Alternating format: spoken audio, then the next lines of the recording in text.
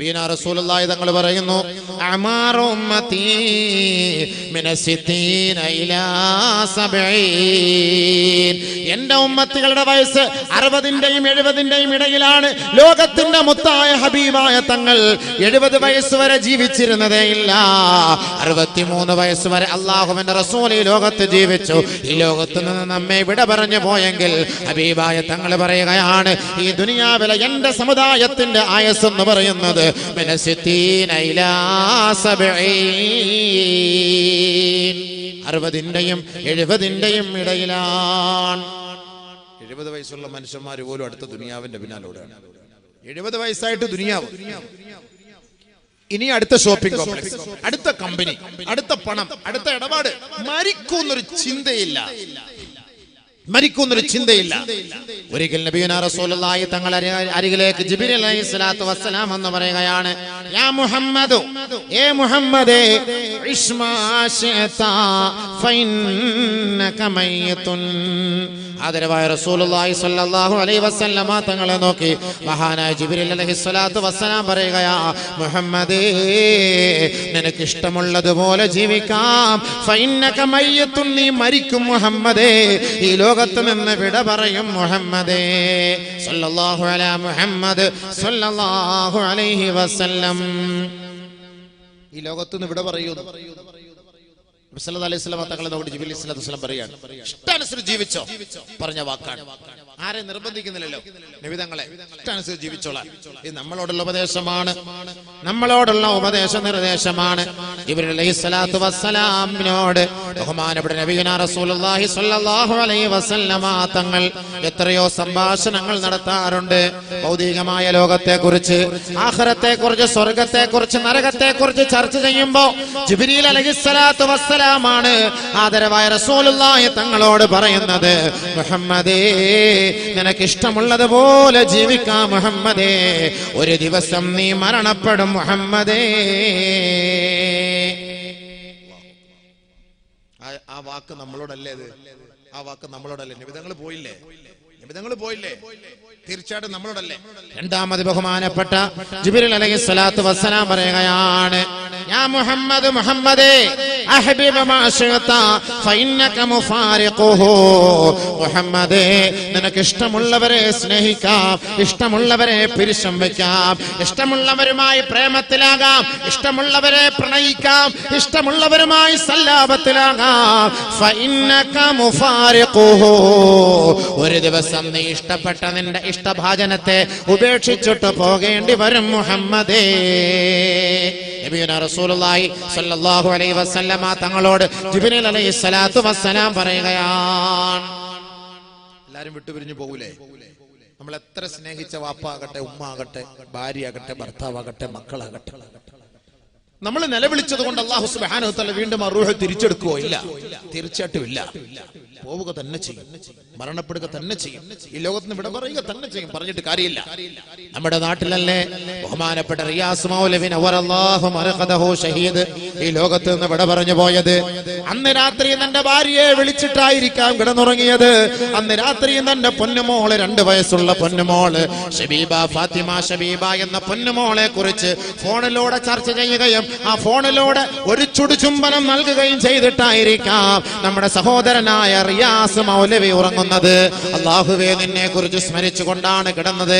നാളെ നേരം വെളുക്കുമ്പോൾ തഹജ്ജുദിന് എഴുന്നേൽക്കണമെന്നുള്ള നീയത്തോടെ, സുബഹിക്ക് ബാങ്ക് വിളിക്കണമെന്നുള്ള നീയത്തോടെ അലാറവും വെച്ച് ദിക്ർ ചൊല്ലിക്കൊണ്ട് ഉറങ്ങുന്ന മനുഷ്യ, അവന്റെ ഉറക്കം എന്നേക്കുമായുള്ള സ്വർഗലോകത്തിന്റെ ഉറക്കമാണെന്ന് ആ റിയാസ് സാഹിബ് ആഗ്രഹിച്ചുകൊണ്ടാണോ കിടന്നുറങ്ങിയത്? അതല്ലെങ്കിൽ നമ്മൾ ആരെങ്കിലും അങ്ങനെ കരുതിയിരുന്നോ സഹോദരാ? ചിന്തിക്കണേ, മനസ്സിലാക്കണേ സഹോദര. ആരാണ് ധരിച്ചു പോയത്? ആരെങ്കിലും കരുതിയിട്ടുണ്ടോ ഈ പാവപ്പെട്ട ചെറുപ്പക്കാരൻ വളരെ വേഗത്തിൽ തന്നെ അള്ളാഹുവിന്റെ ദർബാറിലേക്ക് മടങ്ങുമെന്ന് ആരെങ്കിലും ധരിച്ചിരുന്നോ? ഇല്ല, ഇല്ല. അള്ളാഹുവിന്റെ തീരുമാനം എത്തിയിരിക്കുകയാണ്. അതാരാകട്ടെ, എത്ര കുഞ്ഞുങ്ങൾ ഉണ്ടാകട്ടെ, കുഞ്ഞുമക്കൾ ഉണ്ടാകട്ടെ, എത്ര ഭാര്യ ഉണ്ടാകട്ടെ, സഹോദരങ്ങൾ ഉണ്ടാകട്ടെ, മാതാപിതാക്കൾ ഉണ്ടാകട്ടെ, അള്ളാഹുവിന്റെ വിധി വന്നു കഴിഞ്ഞാൽ അതിനെ തടഞ്ഞു നിർത്താൻ ഒരാൾക്കും സാധ്യമല്ല. പക്ഷേ റിയാസ് പോയ പോയത് സ്വർഗത്തിലല്ലയോ? എന്തിനു ഭയപ്പെടണം എന്റെ പൊന്നു പെങ്ങളെ, ദുഃഖിക്കണോ? ഈ പാവപ്പെട്ട വിനീതൻ ആ സഹോദരന്റെ വീട് സന്ദർശിക്കുകയുണ്ടായി. കഴിഞ്ഞ ആഴ്ചയിൽ ഈ നാട്ടിലെ പ്രഭാഷണത്തിന് വന്നപ്പോ ആ വീട്ടിലേക്ക് പോവുകയുണ്ടായി. എത്രയോ കുപ്രചാരങ്ങളായിരുന്നു ആ മനുഷ്യനെ കുറിച്ച് പറഞ്ഞിരുന്നത്. ആ മനുഷ്യൻ ആ സഹോദരിയുടെ മുപ്പയെ പോയി കാണുകയും ആ സഹോദരിയെ കുറിച്ച് അറിയുകയും അവിടെ ഒരു ചെറിയ നസീഹത്ത് നടത്തി ആ സഹോദരിക്ക് ഒരു സമാധാനം കൊടുക്കുകയും ഈ വിനീതനെ കൊണ്ട് കഴിയുകയുണ്ടായി. അൽഹംദുലില്ലാഹ്. ഈ വിനീതൻ ആ സഹോദരനോട്, ആ പിതാവിനോട് ചോദിച്ചു, നിങ്ങളുടെ മകളുടെ പേരെന്ത്? സഈദ. ഫേസ്ബുക്കിലൊക്കെ ആവശ്യമില്ലാത്ത ഫേസ്ബുക്കിൽ വാട്സപ്പിലൊക്കെ ഒരു മനുഷ്യൻ മരിച്ചു കഴിഞ്ഞാൽ ഇതിന്റെ ഹക്കും ബാത്തിലും ഒന്നും അറിയാതെ അങ്ങോട്ട് പരസ്യപ്പെടുത്തൽ തന്നെ.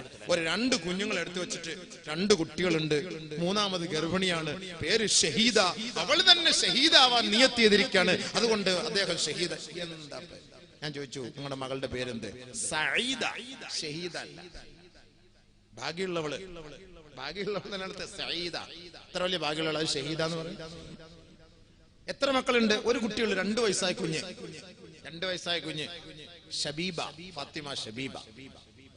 ബഹുമാനമുള്ള സഹോദരങ്ങളെ, ഞാൻ അവിടെ ഇരുന്ന ഒരു 13 മിനിറ്റ് ആ സഹോദരി തൊട്ടടുത്ത മുറിയിൽ ഇരിക്കുന്നു. ഒരു ഉപ്പയുണ്ട്, ബാക്കിയുള്ള കുടുംബക്കാരുണ്ട്. ഞാനൊരു 10, 12, 13 മിനിറ്റ് ആ സഹോദരിക്ക് വേണ്ടി ഒരു നസീഹത്ത് ചെയ്തു. കാരണം എന്താണ്? ശുഹദാക്കളുടെ മഹത്വം എന്താണ്? ഷഹീദിന്റെ മഹത്വം എന്താണ്?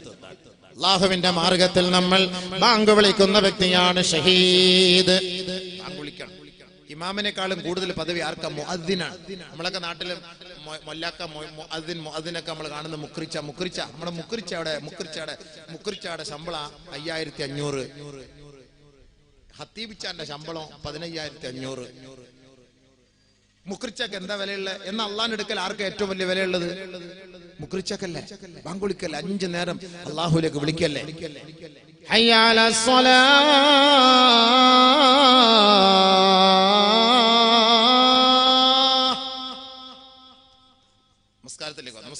നമസ്കാരത്തിലേക്ക് അപ്പൊ ഹത്തീബ് അടക്കം നമ്മളുടെ നല്ല ഉറക്കത്തിലായിരിക്കും. ഹയ്യ അലൽ ഫലാഹ്.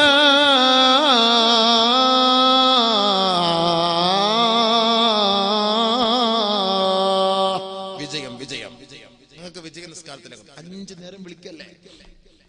രാത്രി ഉറങ്ങുന്ന മനുഷ്യനെ തട്ടി ഉണർത്തുന്നു ആര്? നമ്മുടെ ഭാര്യ, ഭർത്താവാ, നമ്മുടെ ഉപ്പയാ, നമ്മുടെ ഉമ്മയാ? നമ്മളൊക്കെ നല്ല നിദ്രയിൽ ആണ്ട് പൂണ്ട് കിടക്കുമ്പോ അസ്സലാത്തു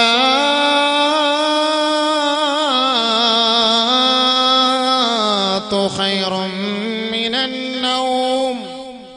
ഉറക്കിനേക്കാൾ ശ്രേഷ്ഠ നമസ്കാരമാണ്. ഉറക്കിനേക്കാൾ ശ്രേഷ്ഠ നമസ്കാരമാണ് സ്വലാത്തു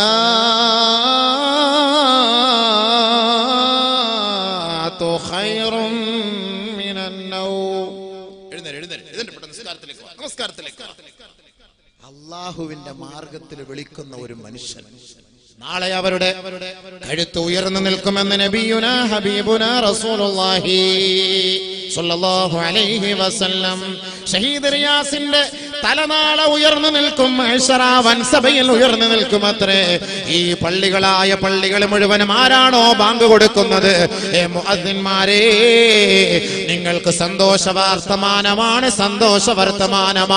നാളെ മഹ്ശറ വൻസഭയിൽ ജനങ്ങൾ വിയർപ്പിൽ മുങ്ങി കുളിച്ചുകൊണ്ട് നിൽക്കുമ്പോ നിങ്ങളുടെ തലയാണ് ഉയർന്നു നിൽക്കുക. കാരണം ദിനംതോറും 5 പ്രാവശ്യം അല്ലാഹുവിന്റെ ദർബാറിലേക്ക് ജനങ്ങളെ നമസ്കാരത്തിന് വേണ്ടി ക്ഷണിക്കുന്ന ദാഇകളാണ് നിങ്ങൾ. അല്ലാഹുവിലേക്ക് വിളിക്കുന്ന ദാഇകളല്ലേ? പള്ളിയിൽ കിടന്ന് മരിക്കുന്നു. ഇശാ നമസ്കാരം പൂർത്തിയാക്കി, അന്നത്തെ അല്ലാഹുവിനോടുള്ള ഹക്ക് പൂർത്തിയാക്കി, ഒരു ഖളായുമില്ല, മരിക്കുന്നു. സുബ്ഹി നമ്മുടെ മേൽ നിർബന്ധമില്ല, നാളെ ജീവിച്ചിരിക്കുന്നെങ്കിൽ മാത്രമേ നിർബന്ധമുള്ളൂ. ഇശാ നമസ്കാരം കഴിഞ്ഞു, അല്ലാഹുവിന്റെ ഉത്തരവാദിത്തം നിറവേറ്റി പൂർത്തിയാക്കി ഉറങ്ങി. കയ്യിലെ തസ്ബീഹ് മാല, ദിക്റിന്റെ പെട്ടി, അല്ലാഹുവിന്റെ ഭവനത്തിൽ കിടന്നുറങ്ങുമ്പോ ഓർക്കണ എന്റെ പൊന്നു സഹോദര, ശുഹദാക്കൾക്ക് അല്ലാഹു നൽകിയ സ്ഥാനം എന്താണ്? വലാ തഖൂലൂ ലിമൻ യുഖ്തലു ഫീ സബീലില്ലാഹി അംവാത് ബൽ അഹ്യാഉൻ വലാകിൻ ലാ തശ്ഉറൂൻ.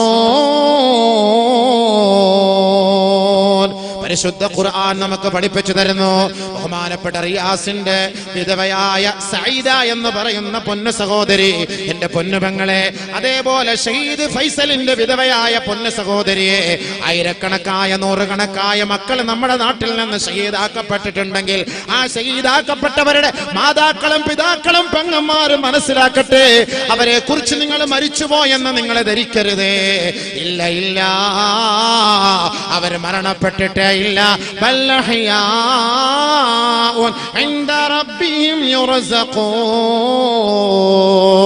ഈ ഭൂലോകത്ത് എങ്ങനെയാണോ നമ്മൾ ഭക്ഷണം കഴിക്കുന്നത്, വിഭവസമൃദ്ധമായ ഭക്ഷണങ്ങൾ വിളമ്പി വെച്ചുകൊണ്ട് സന്തോഷത്തോടുകൂടി നമ്മൾ കഴിക്കുന്നുവെങ്കിൽ, അള്ളാഹുവിന്റെ മാർഗത്തിൽ വീരമൃത്യു വരിച്ച ശുഹദാക്കളുണ്ടല്ലോ, അള്ളാഹുവിന്റെ കോടതിയിൽ ബർസഖിയായ ജീവിതത്തിൽ ആ സ്വർഗീയ ആരാമത്തിൽ അവർ ഭക്ഷണം കഴിച്ചു കൊണ്ടിരിക്കുകയാണ്. അവർ നന്മസല്ലാപത്തിലാണ്. അവർ മരിച്ചു, അവർ മരണപ്പെട്ടു എന്ന് നിങ്ങൾ പറയരുതേ, നിങ്ങൾ പറയരുതേ.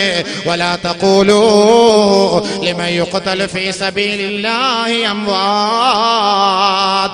ആദരവായ റസൂലുള്ളാഹി തങ്ങൾ പറയുകയാ, ഇന്ന അർവാഹ ശുഹദാഇ